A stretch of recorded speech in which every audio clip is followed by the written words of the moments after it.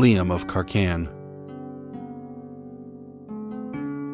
Chapter 3, Bullies and Bureaucrats. Part 2. Back on the building-lined streets of Stossen, Liam took his time heading for the center of town. His hesitation over retelling his experience with the Vargar yet again was only part of the reason for his slow progress. The other was the regret he felt for his choice in footwear. The leather of the long black boots had already begun to chafe the skin around his calves, and he could feel a blister forming on the side of his ankle just above where his low-cut socks offered any protection. When he did finally reach the cobblestones of the inner city streets, he fought the urge to take them off and walk barefooted across the stones. He had seen plenty of children doing just that over the last few weeks, but looking out over the sea of small, uneven stones convinced him the children here were just built differently. The rocks were all rounded smooth from years of traffic, but they were far from even. Liam hadn't noticed it walking on them before, but their arrangement was far more like the bottom of a river in pattern than the neat stones he would have pictured only a few weeks earlier. Grunting in determination, Liam continued on across the border between the dirt roads of the outer reaches of town and the stone ones of its inner parts. Under the soles of the shoes, he could feel little difference between the two surfaces, not over the pain of the leather grinding against his skin. Pain aside, navigating the town was a simple affair despite its haphazard streets. Even with its unplanned layout, all roads in town eventually led back to the main highway, and from there it was a simple walk into the town square. That didn't mean that the locals hadn't become impatient over the years, however, and shortcuts had long since been carved out between buildings. Many of them were little more than places to squeeze between buildings used by the town's urchin population, but a few of the more useful ones had managed to push the buildings around them aside enough to become full-fledged alleyways. It was down one of these alleyways that Liam turned. The tight space was wide enough for two men to walk shoulder to shoulder, but anything more would be impossible. Any other time of day, the unpaved ground would have been cast into shadows by the buildings on either side, but seeing as it was still so close to noon, the alley remained well lit by the sun. Liam only vaguely understood the relation of the path he traveled to the rest of the city. He knew it cut the walk into the center of town down by a good 15 minutes by meandering through a large block that he'd otherwise have to walk around, but how or why the path wound the way it did through the buildings, he didn't understand. It was approaching one such bend in the path, where the corner of one large house didn't align with the gap between the previous two, that he heard a dull thud and a muffled cry come from around the blind corner. Without a second thought for the trouble it might cause him, he sped up to round the corner faster and walked into a scene that must have begun unfolding some moments before the sound had been made. "Or, I'll cut your ears off and leave them for your mum," a man was whispering to a figure he had pinned to the wall forming the right side of the alley. The words slithered from his mouth effortlessly, like he had grown accustomed to saying such things a long time ago. Hey, 80. Another man spoke and drew Liam's attention away from where it had frozen on the first man and his victim. 80. Someone's ear, eh? The first man turned to face what had just appeared around the corner. He was careful not to let his grip up on what Liam could now see was a young boy of no more than 14. "I see that, Roos," the one Liam assumed to be 80 said. Liam didn't like the way 80's eyes fell on him. They felt like they were trying to break him down, like a butcher who had already decided what cuts of a cow would do the best at market, and all that was left to do was start slicing. "Hold this," 80 said as he forcefully pushed the boy off the wall and shoved him back to his accomplice. Obediently, the far less threatening-looking Roos clamped down on the boy and waited like a dog waiting for his treat after a favorite trick. "What brings you here, sir?" The way the mugger spoke reminded Liam of politicians back home, all wrapped up in a friendly and familiar manner, but dripping with condescension and evil intentions. 80 took a step or two closer to Liam, and instinctively his feet slid back along the dirt alley to maintain space between the two of them. "Just passing through," Liam managed to sound confident, despite all the moisture fleeing from his mouth and throat. "Passing through," 80 smiled. "Well, that's swell. This is a convenient little shortcut, isn't it?" "It seemed to be, yes." "You know, of course." Again, 80 slid closer as the boy tried to break free from Roos's grip. The commotion distracted Liam for just a second. A flash of unfamiliar motion redirected Liam's eyes back to the approaching scoundrel, and again his feet slipped backward across the dirt. When his eyes landed back on 80, Liam could see no change in the man who continued speaking. "This is a toll road. Anyone who passes down this particular stretch of road has to pay the toll." "I've been up and down this alley before and haven't had to pay a dime," Liam responded.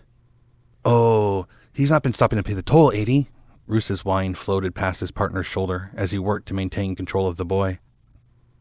You see, that's a problem," 80 nodded. "And why is that?" Liam had expected his instincts to kick in by now.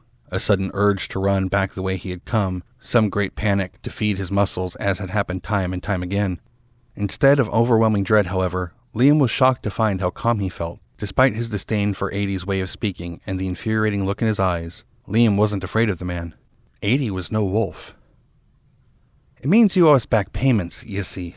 A large, satisfied smile covered 80's face as he thought himself quite clever. The joke was lost on Liam. "And how much would that be?" "How much you got in that coin purse?" The pouch hanging from Liam's belt had been the first thing the thief had noticed, as was his instinct. It had been the filet mignon that the butcher in 80's eyes had spotted from the beginning.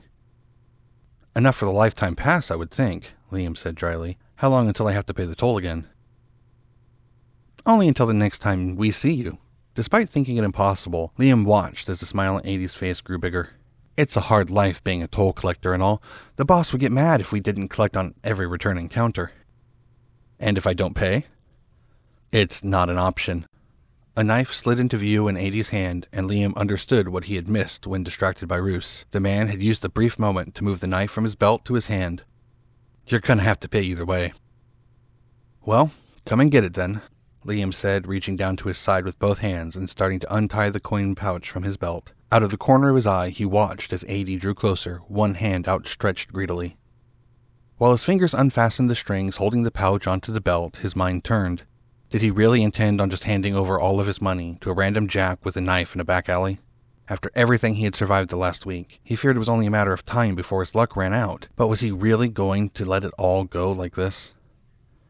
He took a quick mental inventory of everything on him as the man drew closer. Every single item had been gifted to him by people willing to help him. The clothes had come from Denholm, including the coin purse he had just finished untying. The coins in the purse he had earned by serving the members of the priest's church, but they had really been gifts from people he would have deemed as unfortunate back home. "And the boots!" Roos's voice came through as a joy-filled whimper through the strain of maintaining their original target. "Get the boots." "Yeah," 80 nodded greedily as he stepped closer. "The coin purse and the boots should just about cover it nicely." The boots. The damned black leather, calf-length boots. Just the mention of them made Liam's feet throb. He was sure they'd rubbed the skin off the back of his calves completely by now. How stupid had he been to wear the boots without just putting on the long socks that had come with them? That had come in the bag Audle had given him. The boots that had come from them, from the merchant family under the cart. The damned boots. Liam's body twisted. Unwound was more like it, and 80 never saw it coming. The muscles in the young man's core came undone like an uncovered watch spring. His hand pendulumed out from his side in a perfect arc at the perfect time to slam the full weight of the thick leather poincurse into the underside of the looter's chin. Liam felt nothing as they collided, but 80 could feel the weight of every coin in the coarse leather bag as they slammed into his unprotected jaw. The purse held, miraculously, but the same could not be said for 80's hold on reality. The criminal staggered backwards as his feet fumbled under him to keep him vertical. They finally seemed to catch him for a moment and hold him still until he finally tottered to the side. He slammed face first into the wall where he had been pinning the child when Liam walked around the corner. Liam's attention immediately turned to Roos, whose young charge had already managed to break loose and was fleeing down the alley. As for the gleeful little man, his attention was split between his hands fumbling for the knife at his side and the man who had just laid out his much meaner partner in one blow. Liam closed the distance in 2 short steps, but it was long enough for Roos to work the blade from his belt. As the knife slid from its sheath, Roos felt his wrist clamped by a painful pressure and his knife hand locked into place by an immovable object. As his attention shifted to the source of the grip on his arm, his eyes were drawn to the small frame of Liam, whose hand stopped him from pulling the knife into play. He watched as the man who had been a bonus mark only seconds earlier reared his right hand back. At the end of its backswing, the hand opened and effortlessly caught the swinging coin purse in its grip. The last thing Roos saw was the dark leather of the heavy object shooting forward, clutched in an unnaturally fast fist. Liam was certain his growl of aggravation could have been heard by everyone in the square at the center of town. Judging by the reaction of people nearby, he could be certain that it had at least been heard on the half of the square where the town constable's headquarters stood. As a matter of fact, it was from this building he had been stepping when the sudden urge to let the noise loose came upon him. 2 hours. He had just spent 2 hours in the office trying to get someone to hear him out about the attack in the alley, and what had their response been? "I'm sorry, mate," the sergeant behind the counter had said, "but there's nothing we can do about that." What did he mean there was nothing they could do? They were the police, weren't they? "Of course we are, sir," had been his response. "We keep the peace, stop things from happening when we see 'em, lock up the people making the fuss. But we didn't see this one, did we?" Liam insisted he'd be more than willing to identify the men in a lineup. He'd cooperate with whatever they needed. "What good would that do? Look, son, even if we did go out and arrest them, it's still your word against theirs. And by your own admittance, they'll be the ones with the bruises." The sergeant leaned on the desk at this point and gave Liam a stern look. "All in all, I would save myself more time by arresting you now than by hunting down old 80 and Roos, and it don't sound like you deserve it." That was it then? They wouldn't investigate, not even try and make the streets a little bit safer? "Mind your tone. We keep the streets plenty safe. If it weren't for us, there'd be 100 goons like them in the streets, and not just the 2 sticking in the alleys. I don't know what fancy big-wig city you come from, boy, but around here it's all we got time for. You want an investigation? Come back when someone dead—" The sound of the door slamming behind him cut the sergeant's rant off. Liam half expected the man to come through the door to continue the lecture, or worse, put him in jail instead of the men who deserved it. Liam stamped his feet as he walked across the plaza at the center of town, trying to calm his frustrations with the shortcomings in the local law enforcement before moving on to his next appointment. The town square was paved the whole way across in large, square flagstones. Running directly across the center of it, cutting it perfectly in two, ran the rougher cobbles of the western branch, bringing every traveler moving along its length directly through downtown Stossen. On the east and west sides of the plaza, the walls were made up of a string of smaller businesses, much the same way the Cardinal Road was lined. The town center was solely for business, however, as there were no spaces to act as living quarters. It had not been lost on Liam that these must have been some of the more successful businesses in town to afford not only these business locations, but also to have homes somewhere else. To the south was a large 3-story building that spread from one side of the plaza to the other. Made of chiseled bluish-gray stone bricks which were left bare, the building dominated its end of the large open space. Bulging out of the front wall of the structure, a cylindrical spire rose 4 stories into the sky, presenting a clock face to the people in the plaza below. On either side of the base of the tower, 2 large raised sets of double doors ushered you into the building. The stairs leading up to the doors were made of the same stone and formed an elegant half-circle with a terrace filling in the gap between the doors and immediately in front of the clock tower. The businesses surrounding the imposing town hall were all similarly designed and sold wares that supported the needs of the large town's bureaucracy: parchment sellers, pen makers, and the magistrates' offices. The next largest facilities on this side of the western branch faced each other, separated by the steps of Town Hall, the Merchants' Building, and the Constable's Office. Here, there were few people milling about the open expanse of the square. Those who were mostly moved quickly from building to building as they went about whatever job-related tasks they had been sent out to complete. To the north stood another large building that, similar to its southern brother, spanned from one side of the plaza to the other. This building, however, stood only 2 stories, and in contrast to the cold colors of the town hall, was coated in a warm cream-colored plaster with the wooden beams used in its construction on full display. Its thatched roof revealed several windows that hinted at a small 3rd floor or attic space hidden in its eaves. To Liam, it looked like something out of a video game. Even more so when you noticed the words Adventurers Guild painted over the front door. The sigil of the guild, the stylized triangle with the A and G twisted into its center, hung from a post over the words. This end of the plaza was a mix of buildings both similar in style to the guild building and the random assortment of buildings that lined most of the roads in town. The northern side of the highway was more lively. Here were people sitting at tables in front of the tavern and carrying on with food and drink even early in the afternoon. Liam tried to clear his mind from the day's frustrations as he picked his way through the tables and took in the smell of the handful of restaurants that called this side of the plaza home. At night, the gatherings would spill across into the other side of the plaza, as the merchants staying over in town would bring their pocketbooks into the square, looking for a hot meal after a long day on the King's Highway. On the occasions when the rest days that took the place of weekends in Karkan coincided with good weather, new booths and tables would be erected in the southern half as well, creating an almost fair-like atmosphere for everyone to enjoy. Stepping from the flagstone floor of the town square onto the wooden planks of the Adventurers Guild, Liam squinted against the darkness. The pleasant smell of old wood, smoke, and parchment drifted over him before his eyes could adapt. He had become accustomed to the dark spaces that loomed inside of the buildings without modern electric lights, but that didn't change the fact his eyes needed time to adjust. The door bumped against his back, and he took that as his cue to walk forward into the dim room. The entrance opened onto the center of a cavernous room that must have gone on for half the length of the already large building. Directly in front of him were the ends of several long banquet tables that stretched off to his left, with large benches tucked under their sides. Along the wall, immediately behind the tables, were windows with a counter underneath that opened into what looked to be a kitchen. It reminded Liam of the lunch line in his high school cafeteria. At the end of this side of the room was a large stone fireplace, currently flameless, and a wooden stair that started at the front of the building and crossed the chimney to reach a wooden walkway that ran back down the length of the building west to east. There were doors set into the wall on the other side of the second-floor walkway, all equidistant from each other. Aside from a constant hum of activity floating through the windows from the kitchen, Liam could see no one else on this side of the room. It was to the right that Liam drifted, into what appeared to be the business center of the guild hall, or at least the part of it open to the public.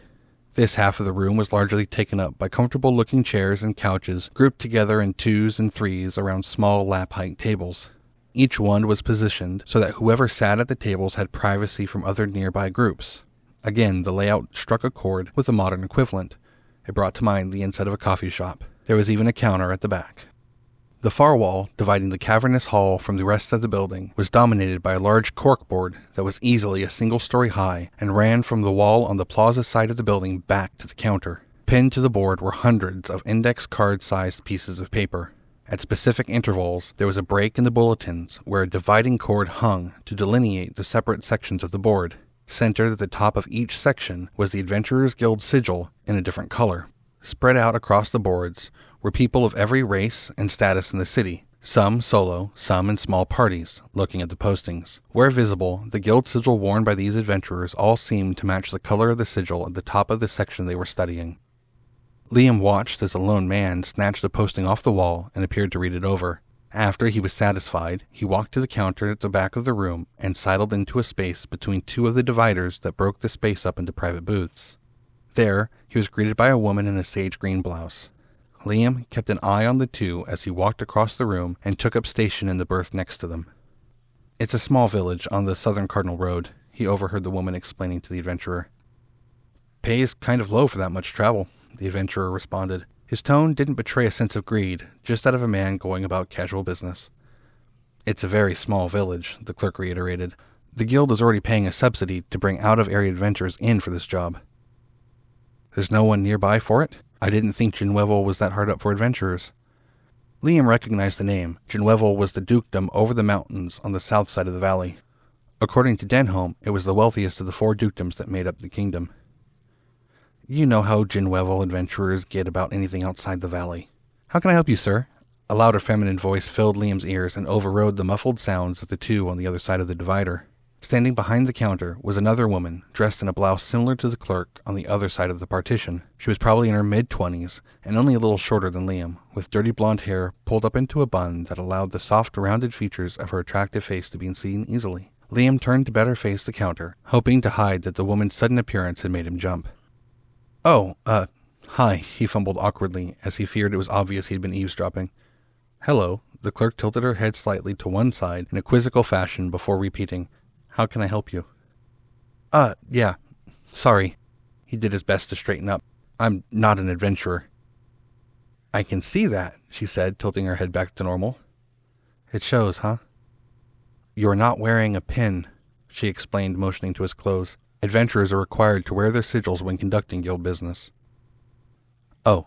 Liam reached up and set his hands on the counter nervously. He was already tense from the events of the last few hours, but then to be caught in something as childish as eavesdropping just made him feel silly. The clerk nodded her head and looked to him expectantly. When he didn't say anything else, she prompted him again. "This is the part where you tell me what you need." "Huh? Oh, right." Liam turned his head from one side to the other, hoping to shake the awkwardness that had gripped it loose. "I'm sorry. I was asked to give a report by some adventurers I met yesterday." "A report?" The clerk looked confused. "What kind of report?" "There was an incident on the western branch. A family was killed in a Vargar attack." Liam gulped back the images pushing against the back of his brain. "Otto of Stossen and Norwood of Mandrote asked me to come and report it to the guild for them." "Otto and Nori did?" The confusion vanished. "What's your name?" she asked, grabbing a fountain pen and a piece of paper. "Liam." Liam, she prompted him for the rest. Just Liam, he nodded. All right, hold on just a second. The clerk turned from the counter and disappeared into the depths of the guild offices. Liam perked his ears up to see if he could continue to listen in on the business on the other side of the divider, but there was nothing but silence. Either guild business was completed very quickly, or the man had wound up turning down the job. The wait wasn't long before the clerk returned, this time with the male employee in tow. Despite their difference in physicality, he wore the same green blouse, but in place of the woman's brown skirt, he wore a pair of brown trousers. Please, she said, her tone much more businesslike than it had been before, follow Toft back to Mr. Petter's office. He'll hear your report. She motioned past the row of dividers to a space where the counter was hinged to allow people to pass back and forth between the two areas. By the time Liam reached it, Toft was standing patiently waiting for him on the other side. The back rooms of the guild offices were surprisingly mundane. Liam wasn't sure exactly what he had expected, but rows of cubicles sandwiched between wooden filing cabinets had not been it. Workers of all types hunched over desks furiously scribbled away at parchment with fountain pens. On almost every vertical surface available was another corkboard with even more index card-sized notes pinned to them. As he followed the silent Toft through the aisles between workstations, he caught glimpses of paperwork piled on people's desks that looked handwritten. Beyond the rows of desks, the two men turned down a short hallway lined with doors. Looking in through ones left open as they passed, Liam could see even more people hard at work doing God knew what. One thing was certain, despite their technology having not risen to the same levels as those back home, Karkan had still found a way to create pencil pushers. Here we are. Toft spoke for the first time since Liam was left in his care. His voice was flat and even-tempoed, like a piece of music whose writer only had one line to write on. Mr. Petter's office. The clerk knocked gently on the door. There was no waiting for a response. Before Toft's hand had left the wood of the door after the last strike, Mr. Petter's baritone voice forced its way out into the hall. Come in. The voice shook the door. As Toft's hand gripped the handle, the disembodied voice continued. Not you, Toft. You have other things to be doing. Just the boy, please. Toft quickly withdrew his hand and looked apologetically at Liam. Without saying another word, the clerk motioned toward the door the way Liam imagined a butler might, before turning stiffly on his heel and walking back down the hall. He quickly disappeared into one of the open office doors, which he didn't bother to close behind him. Liam, finding himself alone in the hall, turned to face the door and squared his shoulders. Here he was again, about to tell a story he didn't want to remember to a man who, was he anything like the sergeant at the constable's office, wouldn't care about it. He reached out and grabbed the doorknob. Pulling the door open, he walked directly into the path of Mr. Petter's deep voice. Well, come on, boy. Don't got all day. Mr. Petter projected directly into Liam as he stepped into the room. Sorry, Liam managed to get out as he closed the door behind him. Don't be. Mr. Petter's voice was still at the same volume that had carried it through the solid wood door behind him. Being in the same room with him now, Liam would swear he could feel the sound in his chest. Have a seat. Liam sat down quickly in the chair opposite Mr. Petter's. There was no desk between the two of them. That was pushed against the back wall of the cramped office space. Instead, Mr. Petter's chair had been turned around to face the chair Liam now sat in, and that was stashed in the corner of the room. Aside from the two chairs and the desk, every available inch of wall space was covered in shelving that stored wooden crates full of what Liam couldn't begin to guess. As soon as Liam was seated in the chair, Mr. Petter leaned forward and opened his mouth to speak. Liam prepared himself for another onslaught. Is he still out there? Mr. Petter's voice was nearly silent as he pointed to the door. The deep baritone ring remained, but the subwoofer volume was nowhere to be found. Who? Liam responded in kind. Toft, he continued to whisper. Is he still in the hall? No, I think he went back to his office. Oh, thank the goddess. Mr. Petter's limbs uncoiled, and a great tension was unleashed as he fell back into his chair. The sudden crescendo and decrescendo of his voice ceased, and he spoke at a more socially acceptable volume. You have no idea what putting up with that man is like day in and day out. Him? Liam pointed back at the door. Really? Yes, him. Mr. Petter's hand disappeared behind a box on a nearby shelf and pulled out a bottle and two small glasses. The quiet, judgmental stares, the flat, monotone voice. You know he doesn't actually talk like that. He just does it around the guild hall. Thinks it makes people work faster. Does it? You know, sometimes I think it does. The man's hand popped open the top of the bottle with a practiced motion and poured the liquid into the two glasses. Works on me most days. Anyway, what was your name again? Liam, sir. Don't sir me, you sound like him. He waved one hand at the door and handed Liam one of the glasses. "All right, Liam. I understand you got caught up in some guild business with Nori and Otto?" "Sort of, yes." Liam sniffed the drink in the glass. The sharp burn of high-proof alcohol swept into his nose, carrying with it sweet notes of vanilla and caramel. Whiskey. He took a sip. "Sort of." The large man with the even larger voice settled back into his seat with his glass. "Sounds like the beginnings of an Otto story. Tell it to me." Liam of Karkan was written and read for you by Will Hansen. For more information on Liam or any of Will's other works, please visit the Wooks Books Facebook page, Twitter, or YouTube channel. If you'd like to show your support, please like, subscribe, rate, and leave a comment where available. Thank you for listening, and we look forward to seeing you next time.